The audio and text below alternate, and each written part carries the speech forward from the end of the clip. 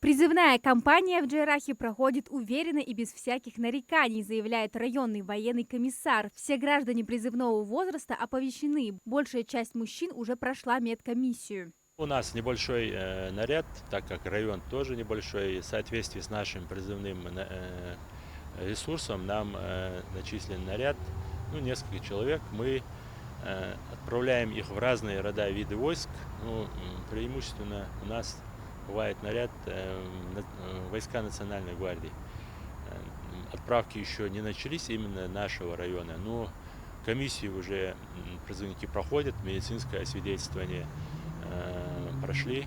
Отсрочка положена тем, у кого двое и более детей, является опекуном или попечителем, получает высшее и среднее образование по очной форме или негоден по состоянию здоровья. Критериев немало, а те, кто под них не попадает, служить обязан. Военный комиссар отмечает, те, кто уклоняется от прохождения военной службы, не остается без внимания военкомата. Военный билет, вы понимаете, сейчас он нужен почти во все местах. Если он хочет куда-то поступить на работу, то без военного билета, без документов воинского учета его не берут. А если человек собирается до 30 лет уклоняться от призыва, сейчас продлили же срок, призывники у нас считается до 30 лет.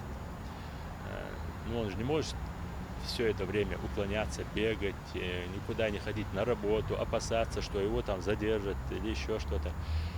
Я думаю, лучше пойти, срок службы небольшой, всего 12 месяцев, отслужить, получить свой военный билет.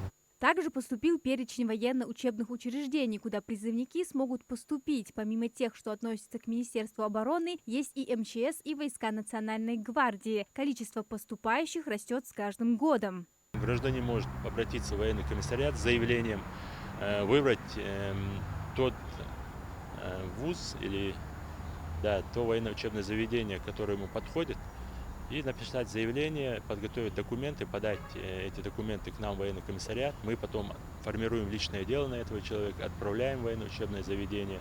В Джейрахском районе призывная кампания проходит в соответствии с утвержденным графиком. Основная часть призывников уже отправлена. Приемная кампания еще продолжается. Амина Зязикова, Султан Магушков, Магаз 24.